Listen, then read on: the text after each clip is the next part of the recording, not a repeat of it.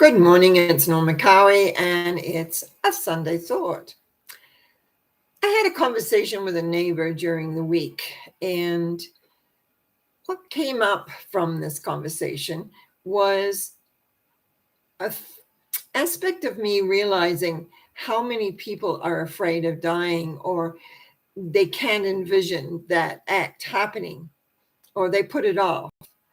What surprised me was we were talking about how, as we're both older, talking about life expectancy and how to live and medications. It was quite a varied conversation. But I also brought back the point of how often and how many people are afraid to even think about dying. And yet, if anyone was like me, who grew up with older parents who had much older siblings, and quite a lot of them. And very often, from the time I can remember, there was people going off to funerals and saying goodbye. And perhaps that was one of the reasons why I was really interested in death and life. And plus, from the age of 3 till around about 14, I think, I attended Sunday school and learned about God and learned about souls and things like that. So where did their souls go?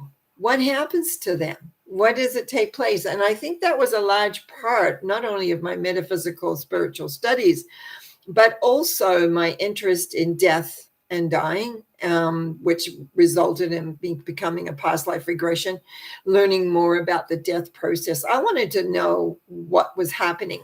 When I was younger, I was one of these people that always traveled with a map. I wanted to know where I was going.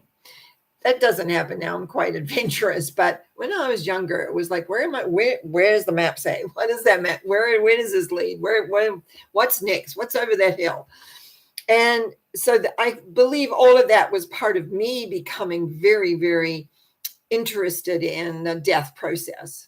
And it's not something that I can say I've actually witnessed firsthand, but I do know a lot about the process. Maybe book knowledge, but it's not just that. It's basically leading people through death through past life regressions. I always take them to the death place, and so they can look back on their lives, and if they have any regrets, if they have any guilt, to let them go. What I call into the light. So the light, because the light is all forgiving. And let their souls become clear. Now, this is going back. We carry so much from one lifetime to another. It is amazing. And yet what I am finding so much in my clientele is that people are stuck today based on fear. Now, granted, we have lived for the last 2 years plus with fear of this, fear of that. And a lot of that was the fear of dying. Even though statistically in 2021, no more people died than normally do every year. Consequently, what's happened is that fear of dying has now moved into fear of life, fear of taking a chance, fear of being different, fear of whatever that fear is. And I am just so amazed sometimes how many people are literally stuck in their lives because they're fearful. And so to me, what's happened is the fear of death, because there's no philosophical sort of brand anymore. Most people don't go to church. Most people don't study spiritual matters. Most people don't study death and dying like I did for years, because I wanted to find out which I knew was the end of my road in this life, what happened. And it's like there's no resource within them to give them solace. Like, what happens when life doesn't work the way you want? I mean, I've hit many roadblocks, some my own doing, some out of nowhere. Many circumstances that are being world circumstances have affected my life. What do? You pick up, you shake yourself off, you start again, you look for answers, you maybe pray, you may ask, sometimes asking, same as prayer. Show me a direction, show me where I go from here. But there is a correlation between the energy that is there to support you and love you and care for you and the end result as to where you're wanting to go and what you're wanting to create. It concerns me because, let's face it, I only touch a very small part of the population. And I know it's interesting. In the last couple of weeks, I've had 2 people who've said, thank goodness I found you. I've been asking for help with this. So people are asking somewhere in there for help. And it's amazing how they're finding me sometimes, but they are, because there is a way in which fear that binds us and restricts us. Fear of the future, fear of what happens if we did leave this body. What happens? Where do we go? An understanding of vibration, and not vibration on what you've created in your life through worldly goods, but the vibration of the essence of you, your soul, so to speak. Where does your soul come in this? Where does your soul bring forward all the things that you have? So as a Sunday thought is to really contemplate, what belief do you have? The day will come when you leave your body.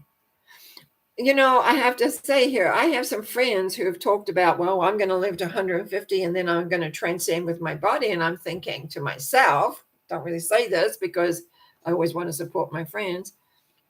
Why would you want to take your body? Most of our bodies are beginning to crack down. You know, we've lived our life. We live our very modern life. And yes, we live longer than some of our ancestors for sure. But why would we want to take this body that's not 100%? That's one reason the death process is where you leave the body in this time and place and you transcend. And what transcending means to go beyond, to go higher, to go somewhere. Well, we hope to go higher. What is on your soul? What guilt? What regret? Those are the main things I found that when it comes to soul work. And that's what I learned over the years as being a past life regressionist, doing workshops all over the world, having people take a look at that moment of death. I'm not out there doing that right now, but other people are, I'm sure. But often they don't go to that spiritual point. They just let you look at a life like I always call it like a sightseeing. I didn't feel visiting a past life was a sightseeing experience. There was so much more in that moment of death when you can look back over that life, when you can see the mistakes that you made, the decisions that you made that actually you carry on again in this life. We're not just plunked here and that's it, except if you're very new. What happens, we have a history, and in that history, we need to learn to have faith. We need to learn to have an understanding of how much more there is and what we can do. People who have listened to me and some of my other shows for sure, and I know in this one, I've talked about how important self-forgiveness is, to forgive of everything that you want to do. And that's very often in days gone by, ministers, priests, etc., have been there to help let people let go of what they've been burdened with. Burdened because if we don't forgive ourselves, we have these little nodules inside a system somewhere, and it carries these things. Most people's lives are not 100% perfect. We're not perfect beings, but we can let go. We can forgive. We can move forward. And we can embrace that day when it comes, when we actually let go of this body and move what I call into the light. And how far we move into that light depends on our willingness to let go of this, and also to be having that understanding of that we are loved, and so being able to surrender to the love. Because when we have guilt, when we have regret, it creates blocks and it's hard to surrender to love. Anyway, that's my Sunday thought. Think about, what do you think? Are you letting fear rule? Are you realizing that there is a force that loves and cares and that you can surrender to it? I hope and trust you'll have a great Sunday, following week coming up. I also want to thank you for all your subscriptions, your comments, your likes, etc. Keeps me on air. Thank you. Bye.